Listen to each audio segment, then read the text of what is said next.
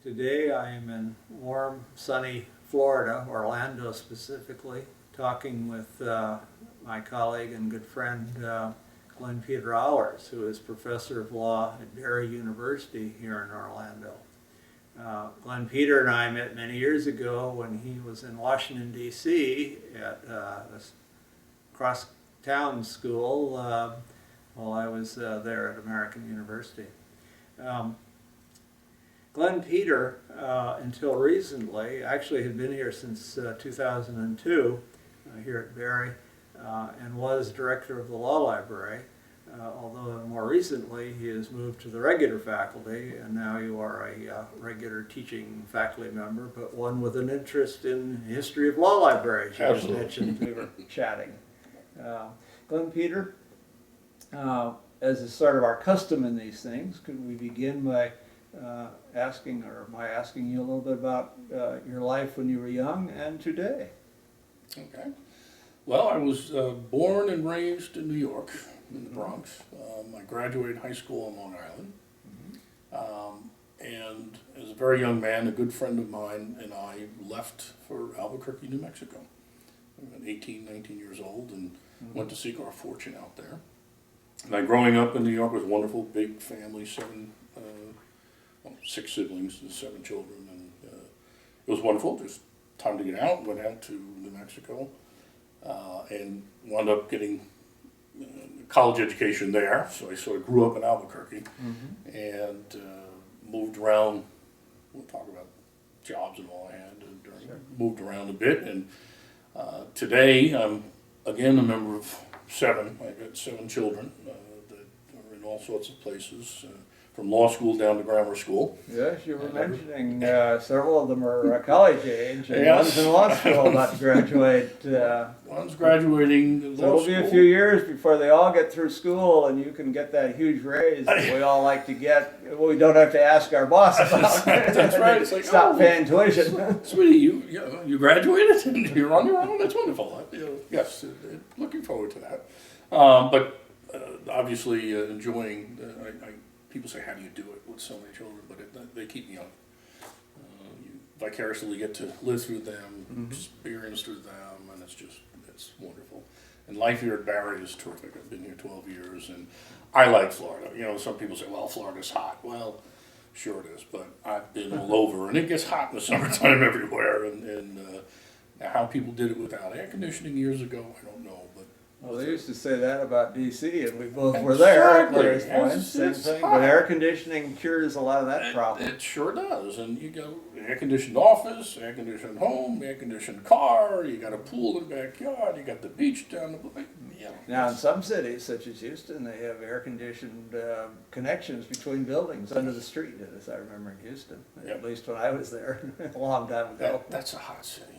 It really is. That is a hot city. I remember going through there one morning on the way to a meeting out west, and it was before 9 o'clock in the morning. I went to get the car filled up with gas, and it was a little side road hotel thing, so you opened up the door, and I got blasted with heat. Oh, I know that feeling. And it was not 9 o'clock in the morning, and I was talking to the guy at the gas station, how do you guys do that? He says, oh, this is nothing. He said, wait till it warms up. And I'm like, it was over 90 degrees. It wasn't 9 o'clock in the morning, and I'm just like, I'm heading out. I was on the way back to Albuquerque. I said, I'm going back out to the desert. That's part of the reality. It just never really cools off at night in that area, unless what they used to call a blue norther came through. And the color was the color of the sky. It was always sort of milky white from the humidity, unless a front had come in from the north and pushed all that out over the Gulf for a brief period, and the sky was blue. Right. Wow. Yeah. So you have been around. I've been around. We'll talk about your career in a few moments. Okay. Before we move in that direction, and I asked you sort of how you decided to become a law librarian, let's talk about your academic background. You have 3 degrees. Can you tell us about what they are and where you got them? Sure. I mentioned I went out to Albuquerque, and that's where I got my first degree at the University of New Mexico. It was exactly what I needed. At the time, my interests were so varied that I didn't know what to major in. And if I majored in, I liked math a lot, but then I didn't get the social sciences that I really loved, and I didn't get the literature. And if I did literature, well, then I didn't get the physics that I like to dabble in. And they came up with a new program called the Bachelor of University Studies, which was essentially, you don't have to declare a major. You have to take certain upper level courses, certain number of them, but you could take a whole lot of math, you could take a whole lot of literature. You still had to have a language, you had to take a couple of years of language and stuff, but other than that, it was up to your own. And so I got to take my physics, I got to take some math, I got to do my literature, I got to take my philosophy, and it was wonderful. It was a wonderful experience out there. I spent, talk about the career and how I got out of there, but then I went to Tampa to get my library degree. At that point, I hadn't realized that to go anymore, I had to get a library degree. My parents had, well, my dad never really retired, he kept doing other things, but they moved down from New York to Florida. I had been away from home at that point for 10 years or so, and I thought, to spend a year somewhere close. They were down further south, but I could go home, get some mom cooking and stuff like that. So I went to Tampa at the University of South Florida and got the library degree there, a one-year degree. And I was at that time not thinking I'd go into law libraries. The aim was university libraries, and the reason for that was I have a lot of experience in libraries, and we'll talk about that when we talk about career. And an opportunity came up at Washburn, and so it was like, Topeka, Kansas, here I come. And we'll talk more about middle that. of the country. Throw a dart. Topeka, right close to it. And so I went out to Washburn to get the law degree out there. So those are your academic background. Now we're going to be talking about your career and our field, our joint field, or mutual field, I guess. And but before we do, I'd like to sort of pause and take a little side trip and ask you if there are any particular hobbies, passions, other pursuits that you engage in when you're not working, which is probably not very often. Well, I do find some time, but it's a lot of it with the family. A lot of family time and trying to build that into it. But writing is a passion of mine. I'm completing a novel, a love story, my wife and I, and that should be out this summer. Avocado Love. But I write also in a nonfiction area. There's some ideas that I have, some thoughts I can get out to the world that I'm working on, and enjoy that. I enjoy just, of course, being a faculty member, so keep writing. I write on legal law library histories and bibliographies and try to collect all sorts of information along those lines. So a passion of mine is writing, and one thing that being a faculty member allows me, not working 12 months a year, is more for that. I also, I'm a student pilot. I'm trying to learn to fly, and that's a lot of fun. I haven't got the license yet. A little money issue, takes a little bit more. But that is flying has never struck me as an inexpensive sport. It's not inexpensive, but I gotta tell you, it's nothing like it. And it's just, and my colleagues around here, I talk to them like, you're nuts. It's like, are you kidding me? Up in a little plane, and to me, it's maybe it is nuts, but I think driving on I-4 is much more dangerous. I was going to comment on that last night and going through a couple of work areas and so on. I think you're maybe right. At least you can get over them literally with a plane. It's you gotta, when you're taking off, and they always tell you to wonder, if the engines go off right now, where do I land? And if you're not up at 1,000 feet, it's a little trickier. So there's I take off at some airports and I'm like, I don't know where the heck I land. It's all highways, with a lot of cars on it. But other than that, you get up, you've got coasting time, you've got, that's what they teach you when it flies. Don't panic. First, fly the plane. First, fly the plane. First, fly the plane. And it tests your will when you have to particularly, stall the plane. Intentionally make it fall. You know, it's like, it just, you know, but anyway, you do it enough times, and you're like, okay. So anyway, flying is just a blast. So. Well, when I was in library school at the University of Washington, I had been at home through law school with my parents and sort of on my dad's payroll, shall we say. And I really felt in my mid-20s that I should be a little more independent. So I had a job at the university as a part-time night reference librarian, something the dean had cooked up for me so I could afford to move out and be on my own while I continued in school. Right.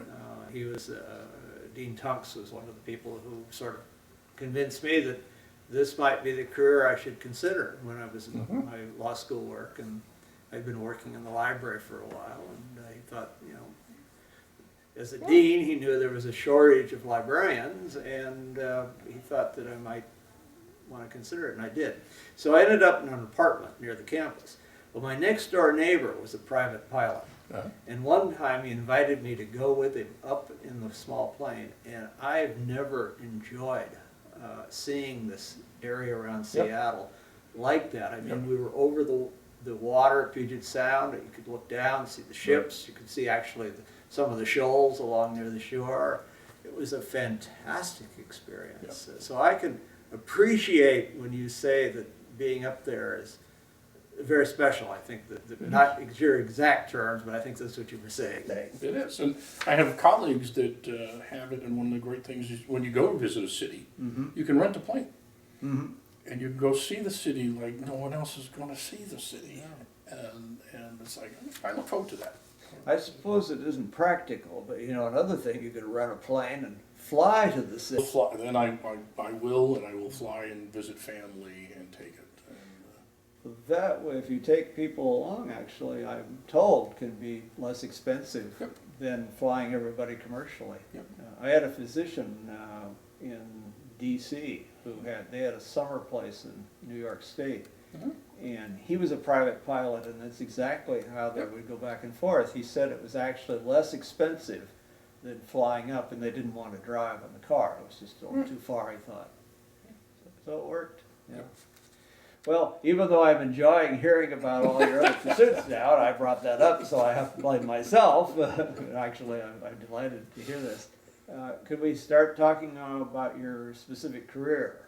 And, you know, we all have to sort of become law librarians. I've just briefly shared sort of how I did. But could you tell us about how you decided to become a law librarian, and particularly if anyone played a role in that, a mentor or somebody else? Well, we're going to go way back. Well, that's all right. Go way You back. and I have gotten a little older, we go back farther than we used to. And actually, because libraries have always been in my blood somehow, and I go back to being 7 years old in second grade. 7 years old in second grade.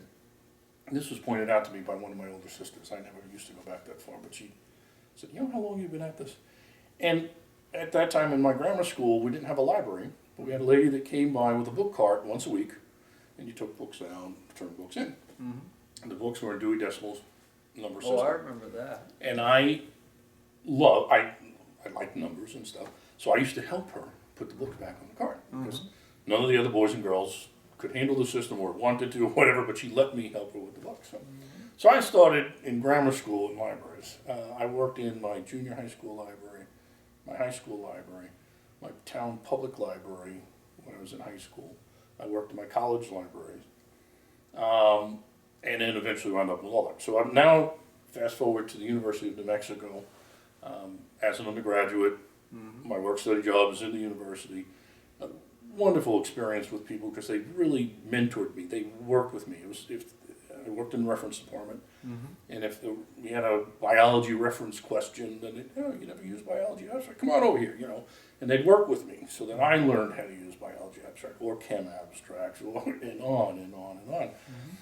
And so I had 4 years or something out there, and working in the library with some wonderful people. But you get to graduate, and you got to start getting a real job now because work study's not going to be there. And It didn't pay that terribly well. It didn't pay that well either way. So it's like, well, they don't have a library degree here, so I'm not going to continue. So they had a half-time job, So I worked at a half-time job, but I needed another one. And lo and behold, the law library across campus had a position in reference. And I said, well, at that time, I'm like, I didn't understand why people became lawyers, why they wanted to fight, And my father was a police officer, so I understood the law and all, but I just, But it was a reference position. I was like, I didn't know anything about it. Try it out. And Kurt Adamson was the head of reference at the University of New Mexico. And I told Kurt, I said, listen, I don't know diddly squat about the law. I mean, I hope this wasn't in the initial interview. Right? It was. I said, and you still got the job. I remember this, we got the courts and we have the legislature. And I said, that's about it, And I said, but I'm a reference librarian and you show me a tool and I'll learn how to use it, and you can talk to people. Well, Kurt gave me a shot. I still remember opening up a Shepherd's for the first time and just... What's this? What? The stock market tables, exactly. or maybe the tables of the horse and dog tracks. Where do you start with this thing? It's like, you've got to be kidding me. It's like it's numbers. And I just like, well, this is going to be interesting. And Kurt was laughing. Well, there is a madness. There's a method to this madness. But that turned into a full-time job. And I understood quickly that the role, the law school and the law library enjoyed a better position, a better place, more respect than in all of the libraries that I've worked in my entire life. And little things like at the university library, where I still had my part-time job, we would bring in like pencil nubs from home, and we would bring in things because, scraps of paper and stuff. And the law library is like, okay, well, here's the filing cabinet. How many yellow pads do you want? Here's the pens, here's the thing, and it's just like, it's the same university. This is the University of New Mexico, right? It's the same, we're on the same team here. and so that's a little thing, but it was there. So anyway, I liked it. I also, like loosely filing, right? But loosely filing, oh my God, loosely filing. But to me, it was a very meditative. I mean, it sort of relaxes your mind. You're not doing any thinking, so. It really was, and I really got to enjoy it. And I did all the tax stuff. Right? So I'm sitting here going, right, now, there's a guy, I don't understand why people practice law, blah, blah, blah. And I go through, I can't imagine anything drier than tax law, right? But, but week after week, you file these things, and you file the cases up on appeal, and it's sort of like a little soap opera. And it's like, wow, and then you get to see the tilting and the back and the forth and I'm like, this is, I look forward to seeing what was going on. What's on, the channel today? What are they going to do today? And so after several years there, I realized that, okay, I could understand why people would practice law. Not something I want to do, but I understood why people would. It could be fascinating and all that. And that was really neat. Sure. At every law library I've been at, the faculty had respect for the librarians, and the librarians had respect for the faculty, and it was just a very mutual. It was good look and feel to it from day one, and that was a terrific experience. But I spent several years there, and it was like, well, I can't do any more, and I got to get a library degree. So you wanted to sort of move or be flexible about jobs, but you ran into the reality that to move up, you probably had to have I had to have the other credential too. Exactly, and New Mexico had no library school. Had there been a library school there, or today, of course, online or anything, there was none of it, so you had to leave. The closest state would have been Arizona, which was fine. But as I mentioned, I decided to go to Tampa because my parents had recently relocated down here. And so I came and got the library degree. I didn't think, all my professors I talked to, what are you going to do? To me, it was university libraries. I liked law libraries. I saw what they had.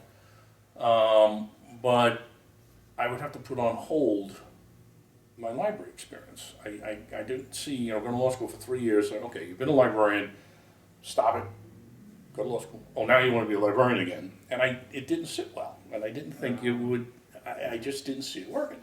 So my line's going out to the water to university libraries. And I knew at that time you'd have to get at least a second master's, if not a doctorate in some field, to be a director of a library. But I said, okay, that's what I'll do. I like reference. I've had great experiences with it. I'll do that. Fate, I've been taught, when it knocks, open the door. It was the 20th of January, and I know that because it's my sister's birthday. And I'm down in the little office looking through the book to see what jobs are open in libraries around the country.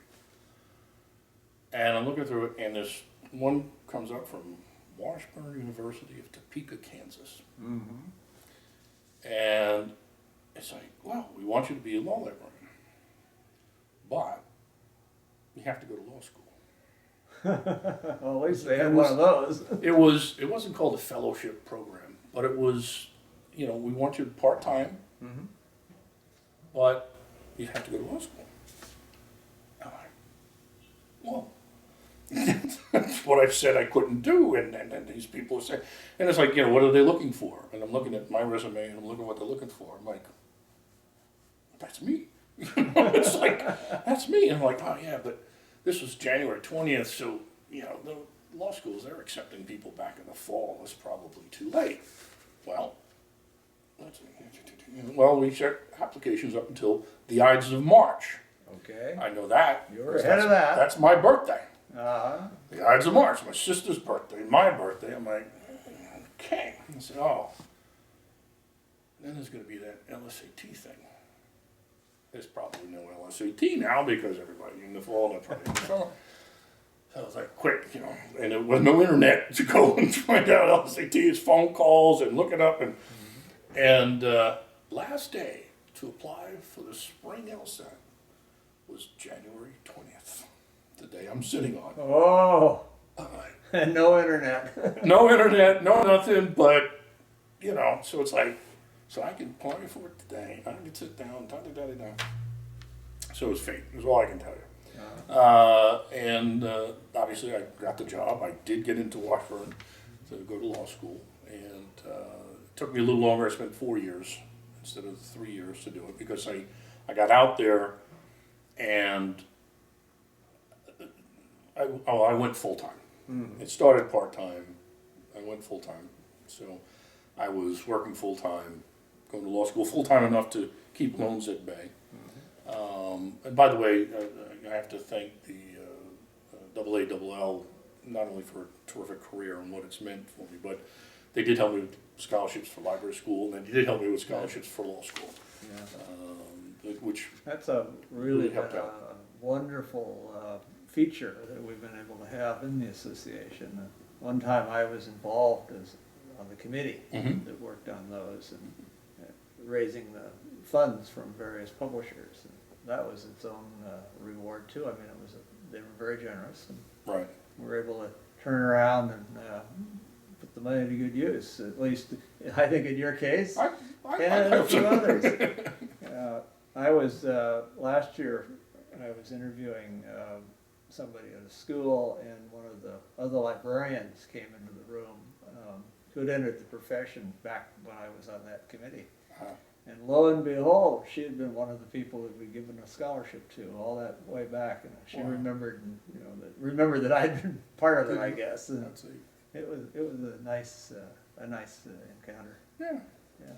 So you got one of those. Here you're at Washburn. You've been there now. You were there 4 years. Right. Right. So I graduated law school. I graduated law school. I got married the next day.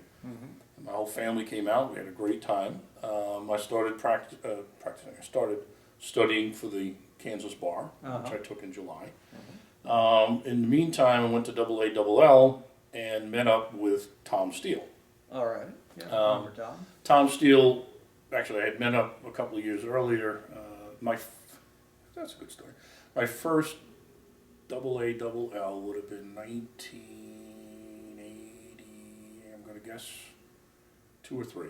And it was out in San Diego, so we can look that up. 84, I think. 84? Okay, Yeah. 84. All right. Because the theme was Orwell's Okay. 1984. Okay.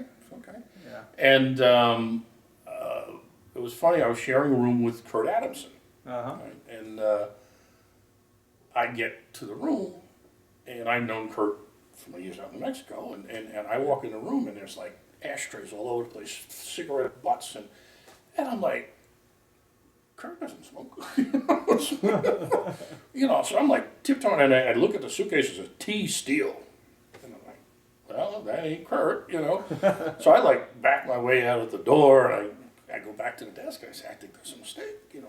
And it's like, no, that's Mr. Adamson's room. And I said, but he doesn't smoke it. And so, you know, security comes up, we check it out. Oh, no, this guy's in the room, but he's leaving today. And blah, blah, blah. I said, okay, that's fine. But and then I got to meet T. Steele then.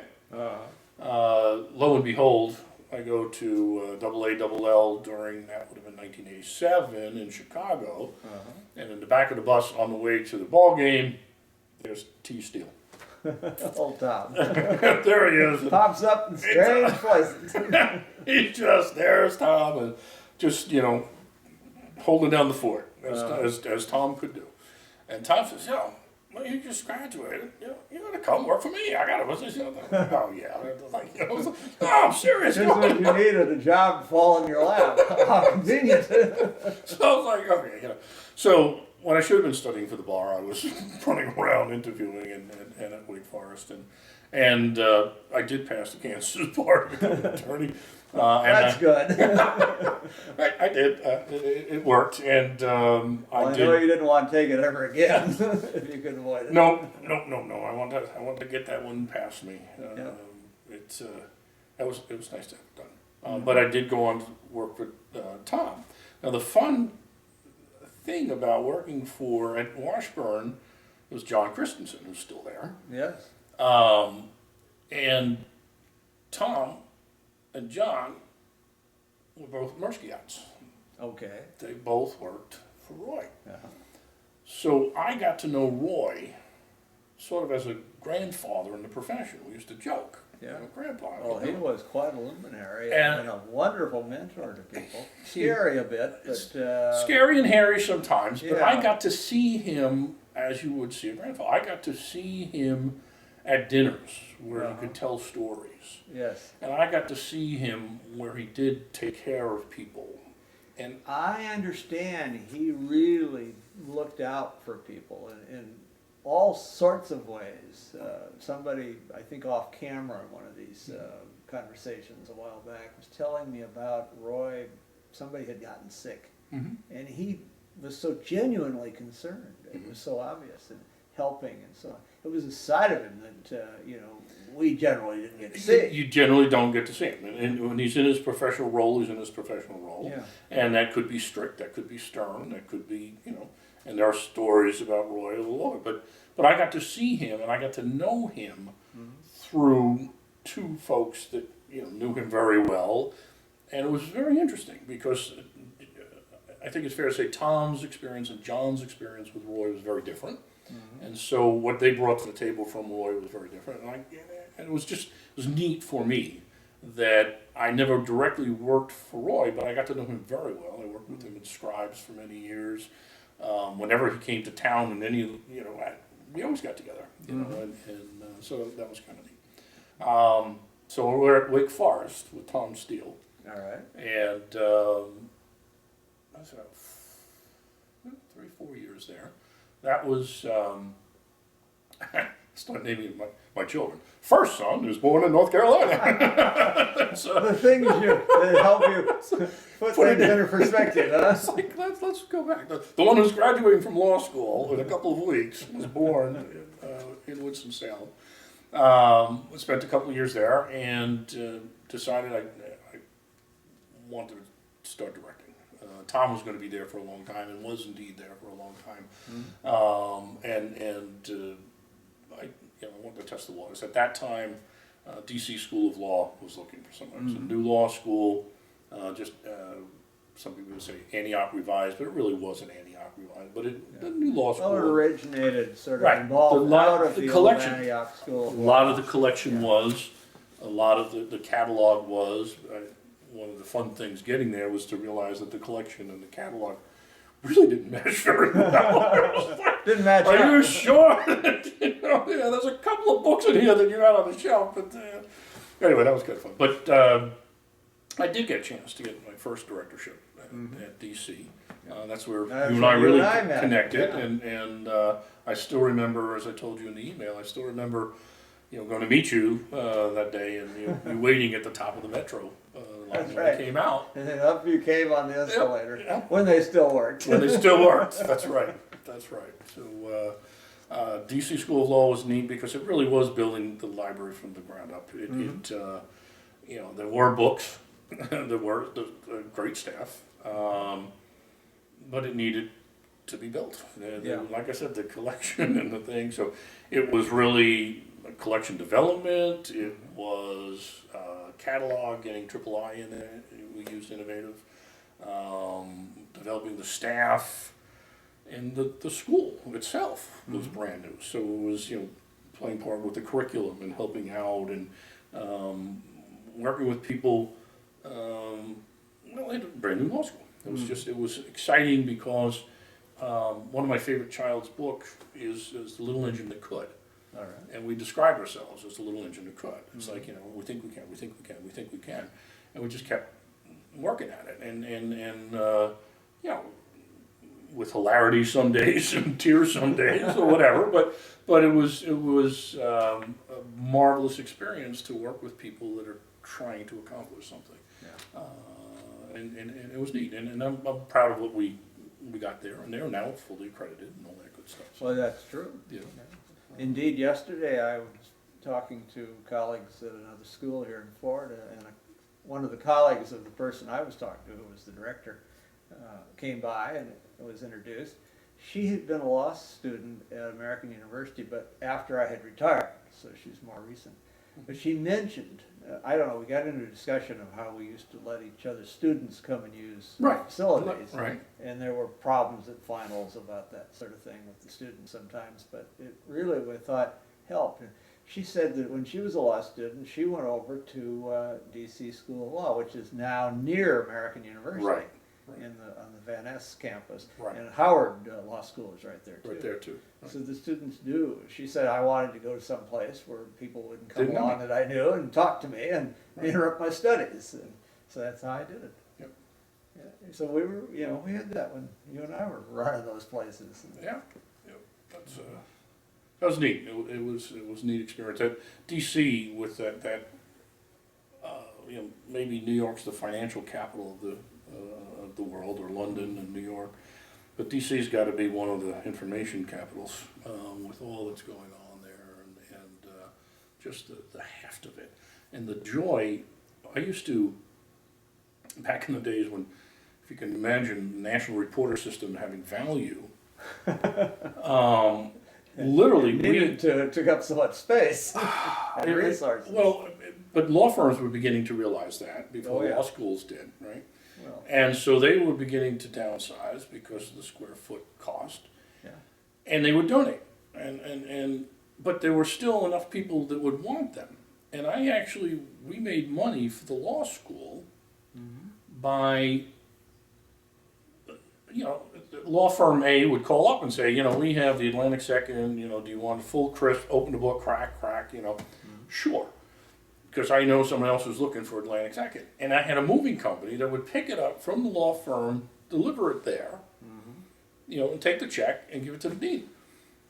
It was just like, you never saw the books. And you could write the letter thanking the Thank law you very firm, much and for they the- could go to the IRS with that. Exactly. Everyone Thank you was very happy. much for your gift. Boom, boom, boom. And you're sitting there, and it was a win-win-win situation. Exactly. And that was not. I mean, it wasn't every day, but it was. It was okay. And there was a lot of movement going on in information. So that was a neat experience. Child 2 was born. The young lady who's graduating college in musical theater in a couple of weeks was born in DC. And we quickly realized, I love DC.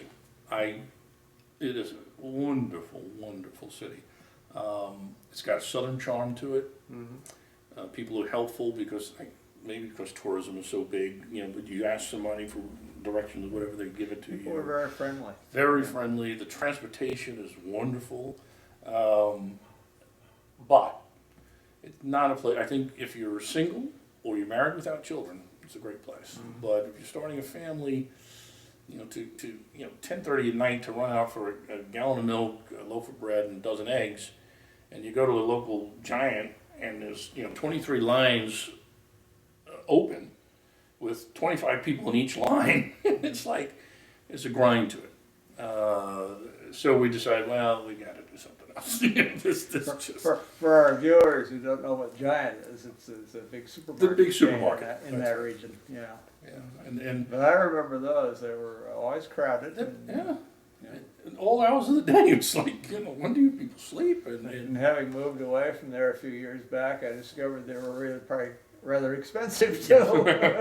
There is that too. My grocery bills seemed to drop when I moved out west to Olympia, Washington, Right. a few years back. Well, mine did too when I moved to Fayetteville, Arkansas. Well, I imagine. And Arkansas was a wonderful fit. And I was told, they only looked at directors. So the DC people, well, why'd you go to DC when you move around? It's like, well, things build on each other, and Yeah. it's like, you got to be a director, and then they wouldn't have looked at me if I had been at Wake Forest. So, I remember coming down there to Little Rock. Yeah. You gave me the Cook's tour. It was a good one too. Yeah. That was a lot of fun. it's a neat area.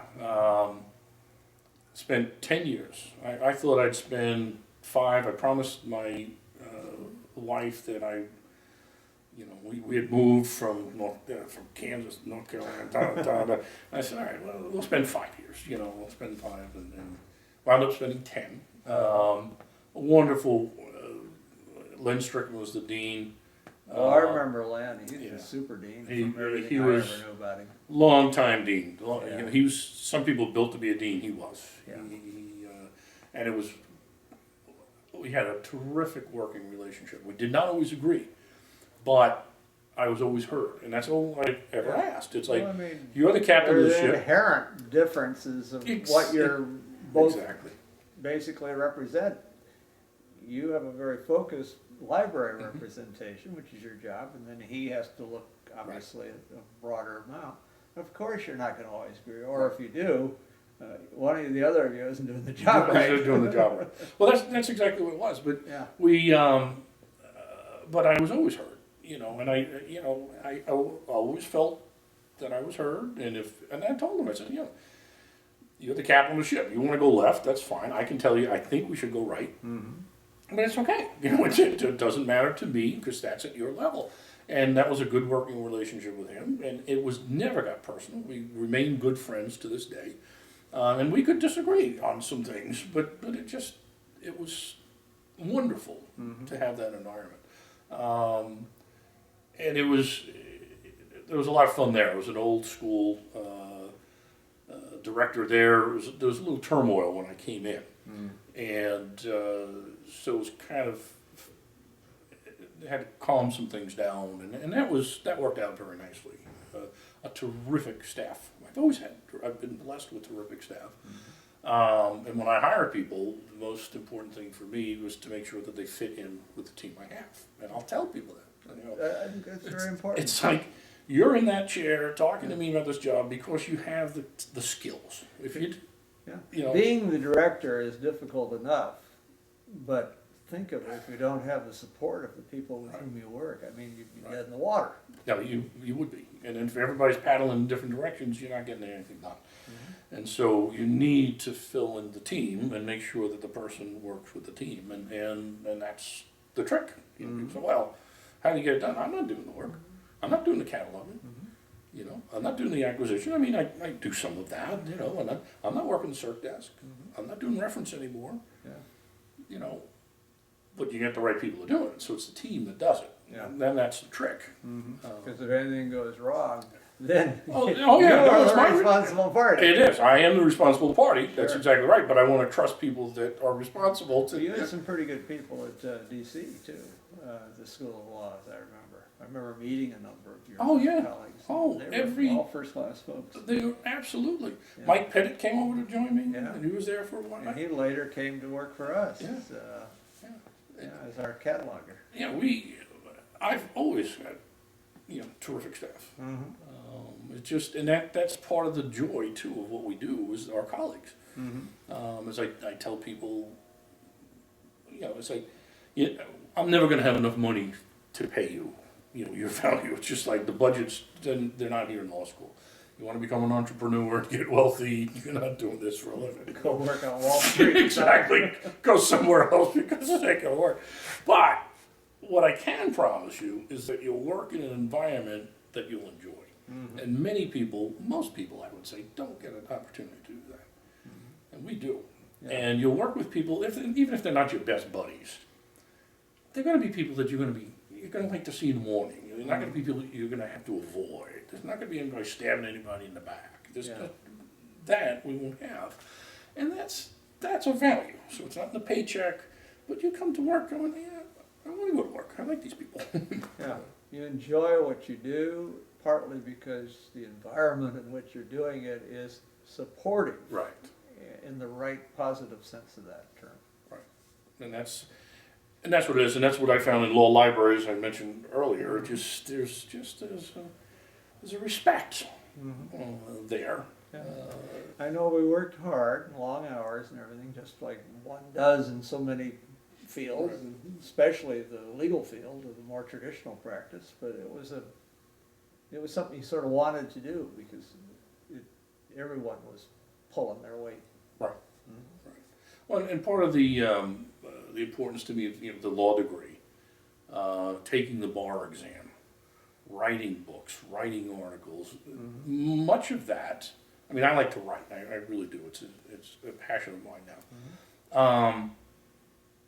But much of that is to stand toe to toe with faculty members and say, okay, you're a lawyer, I'm a lawyer. You took a bar exam, I took a bar exam. You wrote a book, I wrote a book. You wrote an article, I wrote an article. You go to meetings and give presentations, I go to meetings and I give presentations. So there's, now you've worked with enough law professors, some of them have egos that won't fit in this room.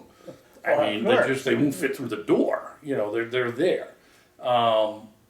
But nonetheless, those people, they're them. But most people aren't. And you can sit there and you have a collegiality.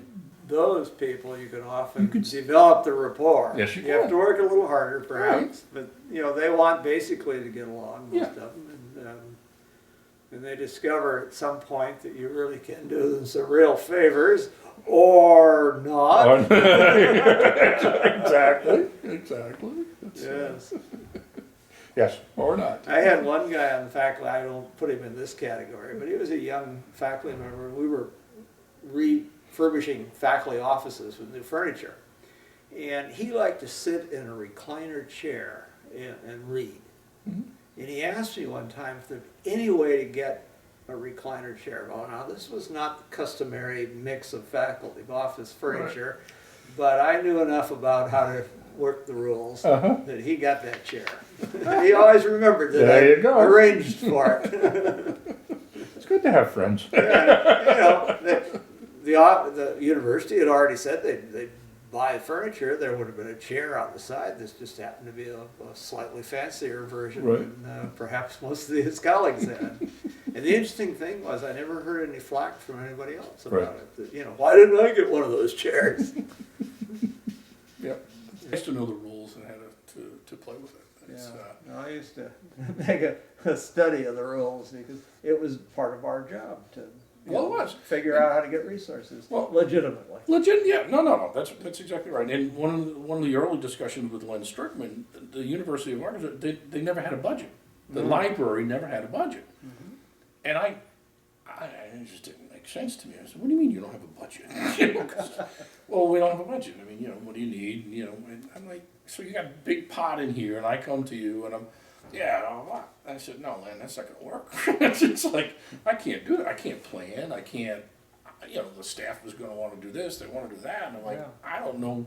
Because I'm going to say, well, I don't know. I'm going to go talk to Dad and see how much money Dad's got. I said, no. I want to arm wrestle you once a year. and I'm going to tell you, this is what I need. Yeah. And it's going to be more than you want to give me, and you're going to want to give me less. And I want to have this negotiation, and I want us to come up with a figure. And then I'll leave you alone until next year. You And won't bother him. He'll know that, this is money he's given you, and you're not going to come back and surprise him Well, that's what he by spending he a lot said, more. But no, I know that trick, because then you're going to come back and you're going to tell me you need more. I said, no, my promise to you for this arm wrestle, that I won't come back to you. And I won't overspend it. Yeah. Okay, because that's another troll. Yeah, I've heard librarians, they just overspend. No, I'm telling you, I want to arm wrestle with you, and I'll do it. And for 10 years, I remember one time he called me down to his office. It was late in the year. And he's like, you've never done this to me. I'm $160,000 over, blah, blah, blah. He was just beside himself. Not yelling, not shouting, but just beside himself. And I'm like, I'm not 160. There's no way on earth. I'll tell you that flat. I'm telling you, I got the... No. I had my own money person. He had his money person. I had my own money person in the library. So you knew. And I said, no, because I go every week, I go through it with Peggy. And I know, and I said, let me go with Peggy and sort out what's going on, to do it. And, I sat down with Peggy. I don't know, she's looking at that, boom, boom, boom, boom, here we are. And I could go down with them a few minutes later with some spreadsheets and say, this is what I got. So I don't, and then they found where the discrepancy was, and it was accurate, and it was okay. Something got charged. Something got charged a different way, or it came over, or they thought they were going to spend it, and it was just like, I was like, no. So, for 10 years, it never went over. Now, Peggy and I we would joke, we would get it down to, I used to say under $10 that I would give them back, but probably under 100. We would spend, because we'd have, the tricks. They give me the invoice in June. If I have the money, I'll pay it in June. If I don't, I pay it July 1st. It's like for the next year's budget. So you do all that. Did that same trick, and then we closed the budget almost precisely. And just sit there. So, and Len had admit that, no, you're right. You never went over. You never gave me back much. No. Well, I had a dean once who was very pleased that I operated that way, including using just about all of the library money. But what he didn't know is how I actually did it at the very end. The university where I worked, American U, had in those days a couple of closings of the books after the fiscal year. And I had friends in the comptroller's office, so I'd go over there when the first set of books had closed, and you'd look at it to see exactly what's on there, what we were being charged with, and whether, where we were. And I had in hand invoices, including at least one that didn't have a figure on it. Right. And I look at that, I knew what it was, something like the CIS invoice, so I knew what it was going to be, and I could just pay part of it now by writing in a figure. Right. And we could take that down to virtually zero. And the dean was so surprised when he'd see those sheets after the second closing. Right. And Pat Keogh had spent 99.9 something percent, not quite 100. I kept it slightly under, just in case. Just in case. Just in case. Well, that was, and he never knew how I did that. Well, and I never told him. No. And Len was tickled. He said, that's it. So you're not going to fight with me. You're not going to wrestle. And it was like, yeah, that's the way it works. All right, so we're in Arkansas. So you were in Arkansas about 10 years. 10 years. And then you came from there over here to Florida again? I did. To Barry. I did. At that point, it was 10 years. I thought 5 years was enough. And child 3, 4. But family, you have... And 5 were born there. They're the Arkansas babies, the triplets, but they're not triplets, are there. He's a freshman, and she's a junior in high school, and she's an 8th grader. Close enough for triplets. All over Triplets, the same state. like Arkansas triplets. And Arkansas and Fayetteville's a wonderful town, beautiful town. A little too small. I wanted more diversity for my children and growing up. And I use one example. My then 8th grade young man was singing in a children's choir. And it was a wonderful opportunity. A professor of music at the university did a children's choir. Wow. Got all the children from the area, worked with them every week, and they went on tours and they sang down like in Louisiana and stuff. And it was a great experience. But it was about 3 dozen children, maybe 5 or 6 boys. his age. And within a month of being down here, he was on stage at a local community college with 300 girls and boys, including 200 guys. There were more guys on the stage. And he came off that stage just floating, you know. Dad, did you hear that? And it was okay to like music. And it was okay to be a guy and like music at that age. Yeah. And so I just used that experience. Fayetteville's a wonderful town. And that little northwest corner, it's Missouri, and it's Kansas, and it's Oklahoma, and it's hilly and beautiful camping and fishing and hiking trails. And I say nothing, you know, people are, well, you hated Arkansas? No, I loved it. You know, I love Florida. You know, I eat more seafood here. You know, I eat more barbecue there. I you know, and when I lived in New Mexico, I ate more chili. And it just, I like where I live. That's the turtle in me. Where I wind up is home. So you had to leave there, or did leave there at I that did. point, came on over here to the Came Orlando area. And I came here, and again, it was sort of, it wasn't as brand new a law school. Barry University had just come into law school here. Campus you're on was built in '95 as the University of Orlando, as a freestanding law school. Yeah. I mean, it's a fantastic campus. I came off of a city out there at the main Yes. road, and you turn into this thing, and it's like going into the country again. It's It really is. a nice campus. It's a beautiful little tucked in. Yeah. So it used to be a drive-in movie theater. So if you Oh, get that sense so of they getting get off the land. highway Yeah, you and get on driving land in. for one of those, and for law school. Yeah. So so I got here, and Barry had gotten here in 2000. I got to know Barry because I was an ABA inspector. I've done, I don't know, about 24 of those inspections.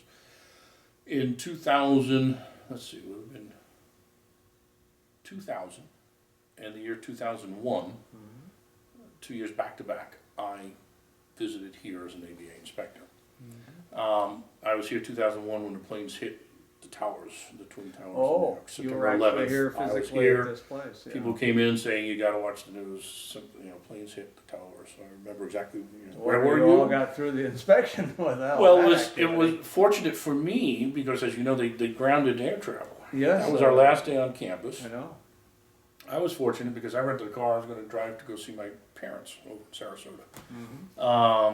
So I wasn't grounded. I had a rental car, but some of my colleagues didn't get home quite as early as they wanted to because they were grounded. A bit of a problem. It's a bit of a problem during those times. But I got to know the school, and there was just some bouncing around with the ABA accreditation stuff. But when they finally got accreditation, I called my colleague, Rebecca Trammell, who was the director at the time. I said, "Hey, congratulations, you know, you got it, it's all neat and cool." And she said, "Well, yeah, except I'm going to Kentucky." Look, you're going to Kentucky? What do you want? Well, you know, frankly, it was nip and tuck there for a while, and I thought I'd put some lines out in the water, and I'm going to Kentucky. Okay. My father had passed away the year before that. My mom was over, like I said, she's over in Sarasota. I'm like, you know, 10 years, it's good enough. I really liked what I saw at Barry. I really liked it. 10 years in Arkansas, we were, again, a wonderful place, and we were within about 2.5 hours of every relative my wife has. Every cousin, every aunt, every uncle, every grandparent alive was there. Coming here, I'm not within 2.5 hours of all of them, but I do have a brother and his family's down here, my sister and her family's down here, my mom's down here, and the rest of them are still up in the Northeast. So they come down to see mom all the time, or I'm going up to New York all the time. Especially in the winter, especially this winter. Especially this winter. Brutal up Funny, there. huh? Gee, Mom, we really love you. You know. So anyway, it was shifting. It wasn't shifting gears professionally, but it was shifting families. The weather is magnificent, and I did become an associate dean here at Arkansas as the library director. Here was associate dean, and I got to play a much larger role in the legal education, building the institution. Yes, I ran the library, but we really put together a law school here, and I feel that I really So you were really an associate dean more of in a different sense than many of our colleagues in more recent times, as directors have been named associate dean for library and whatever. Right. You were, it was a broader, Well, or in reality. in reality it was the associate dean for library and information services. Yeah. For me, my philosophy is that technology belongs in the library, because I don't know where you draw the line between the two. Well, I think you don't anymore. Yeah, I don't think we could for many years, and so Yeah. for me, they just have to be the same, and that was the case. It was the case in Arkansas. It is the case here. Was the title, but we were also building. It was a new law school. We had a lot of, I inspected it twice. They had provisional accreditation, but they weren't over final accreditation yet. It was. And I mentioned at DC School of Law, the little engine that could attitude and everybody pulling sled. Well, that was very much They were alive going here. through the same, Yes. trying to get final approval Exactly. by the ABA. And as I tell people, I sort of close the circle, because at DC School of Law, I left after we got provisional. I was excited about that, and it was really neat, and I left. And so here, we had provisional, and I got to close the circle and help get full. Got full, Get yeah. full accreditation. My colleagues here are fabulous, to a T. That's good. I mentioned earlier, we know law professors that have egos. We don't have them here. We don't have them here. We can, any office is available. Anybody will sit down and chat with you. They're not only wonderful colleagues, and, know their stuff and teach in the classroom, but you like to have a cup of coffee with them. You like That's to go nice. to lunch with them. Yeah. They like to go to lunch with you. It's just nice all the way around. And sometimes somebody comes in and wants, you could just see that they're going to develop this ego, but they don't tend to stay around here. The colleagues are fantastic. Well, now, you came as librarian, and you were in that role until relatively recently, but Right. now you are a more traditional classroom I am. faculty member. I Could you stepped talk aside. about that transition, sort of what you do, and Uh-huh. more importantly, thoughts about such a transition for someone who's been involved in the administration of the library before? It was easy, easier than I thought. And a lot of it is my dean. My dean made it easy. She'd been saying for years, you're nuts. You're working all this. I was, as part of my role as associate dean, I was also teaching what essentially was a half load that the rest of my colleagues were teaching. And it's sort of like, well, I'm already teaching, so if I add 2 courses, I'm teaching everything they're doing, and I'm running the library, and I'm da-da-da-da-da. Let's just say an offer was made that I couldn't refuse. And my Although children... it wasn't like done. No, it was a very positive offer I couldn't refuse. It was not at all, and... not the Godfather type. Not the Godfather type, not at all. It Yes. was not a Don Corleone. It was sort of like, what are you doing? And I remember a good friend of mine, the library director at the University of Arkansas, for the University Library. Uh-huh. And one day he came to me. We used to go to lunch all the time. I really enjoyed his company. He came to me and he said, "I'm retiring." I said, "John, you can't do that. Who am I going to go to lunch with? Where am I going to go to barbecue? Oh, I'll still be around. Let's do it around. We'll go to lunch." But I said, "What are you doing?" I talked to my accountant.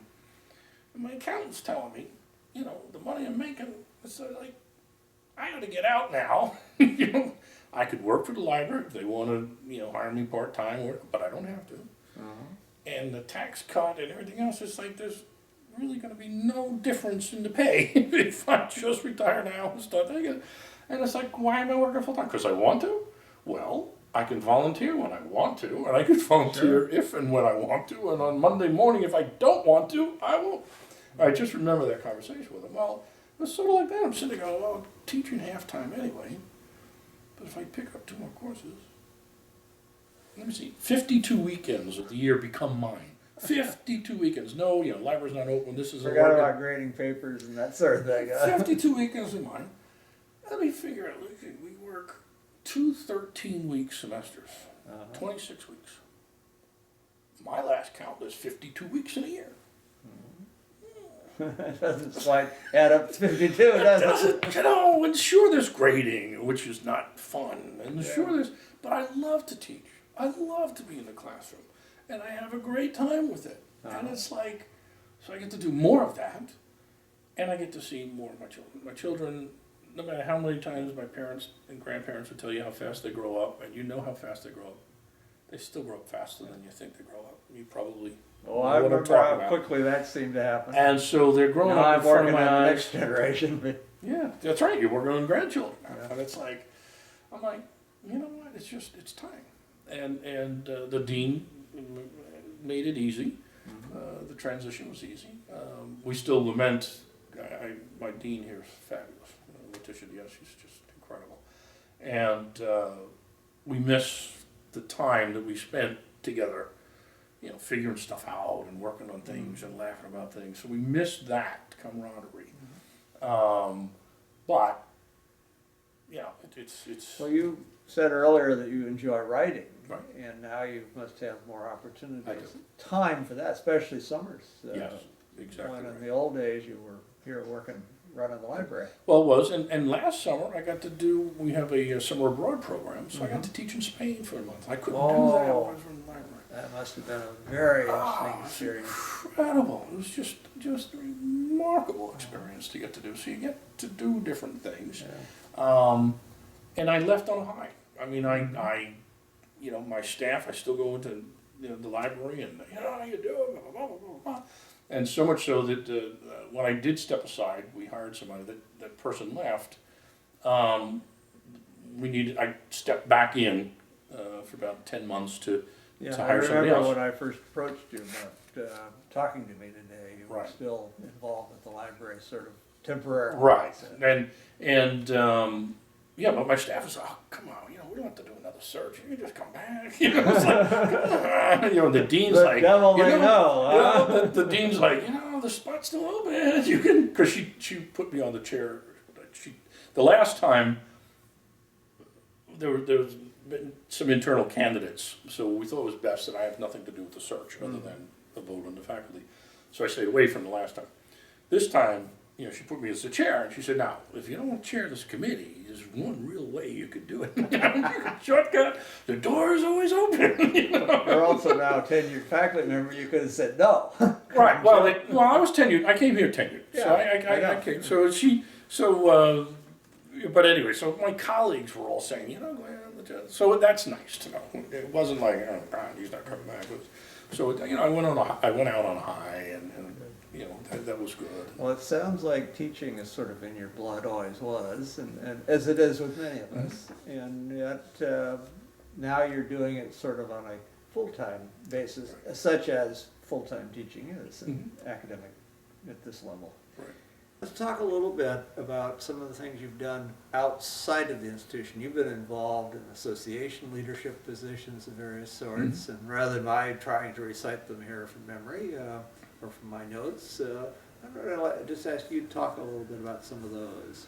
Well, I mentioned AALL. It's just what a wonderful organization to be part of. It just is a big warm smile.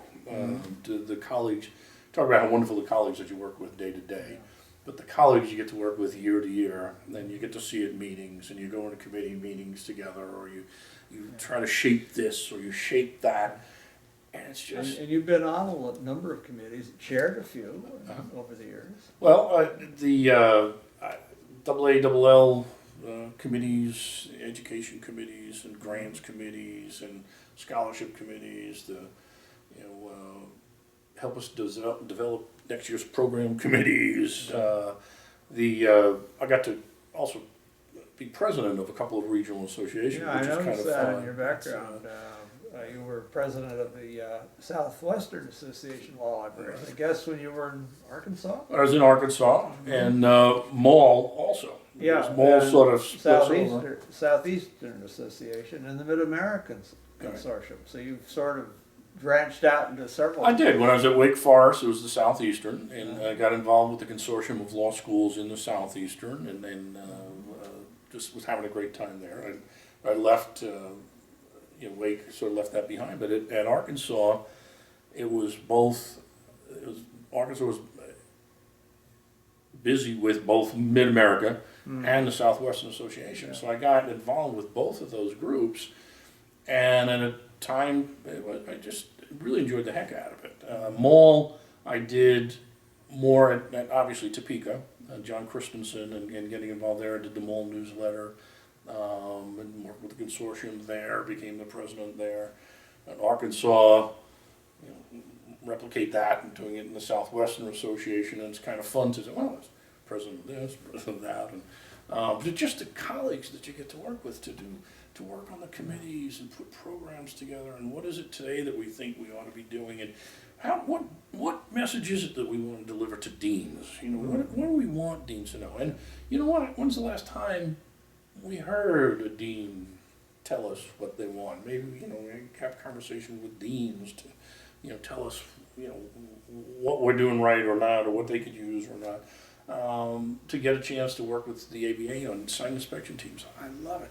Yeah. They're a lot of work, but again, the colleagues that you get to work with. Oh, it's just It's so broadening, and you see things in other places that you sort of, I always like to see these good things. I steal the idea and come home and use it myself. It's exactly right. It's sitting there going, you have a conversation with somebody and they're like, Glenn, don't bother that. We tried that and that wheel. It's flat on one side. Don't do it. No. I don't have to replicate it. Or you because see them actually doing something you hadn't thought Oh, of, you and see it it. looked pretty And I good. was like, I'm taking it home. Yeah. And they're like, sure, that's a great idea.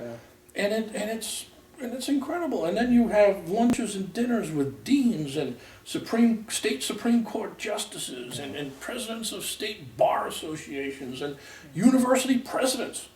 You're sitting down and you're having lunch and you're dinner and you're talking to university presidents about what's going on. And so your whole perspective just reaches out.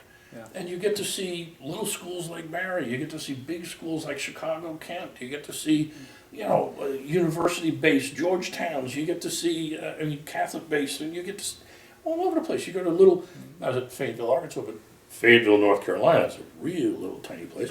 And you get to, it's a mosaic. Well, I Profession remember becomes a when I mosaic. was president of the ELL, our annual meeting for my presidency was in Indianapolis. And one of the people who came to our banquet was a sitting Supreme Court justice from the state. But he's a man I knew pretty well because he had been involved in legal education as a member of the council of the ABA. Right. And I had gone as the ALL observer Right, to right. those meetings for 3 years, and so we knew each other, and it was very interesting. Yep. I thought, I really enjoyed, as you did, those experiences. Well, Glenn, Peter, we've had a nice conversation this morning, and it's sort of nearing the end. But before we do, I'd like to ask if there's anything that we haven't talked about that you would like to bring up at this point. No, I think we've covered some ground. I can't imagine we left anything out. Well, I've been enjoying it immensely. These trips back down memory Oh, it's lane, wonderful. even if they're not all my own memories, they trigger a lot of them. Sure, because we talk about people and what it is and where we People come we from. both know, and things we've both experienced, Yep. or things you've experienced that I haven't, but it's still fun to hear about them vicariously. Well, I think this is a great service. Thank you. Double L doing it, and for you to help out, and Dick and crew and everyone else. It's a neat opportunity. Well, let me on that basis then thank you for being part of today's conversation, not only on my behalf, but on behalf of Michelle Wu, Dick Spinelli, and Frank Hudak, with whom I have the honor of putting together this oral history of law librarianship for the Spinelli's Law Library Reference Shelf portion of Hein Online. Oh, what a great team. Thank you. Thank you.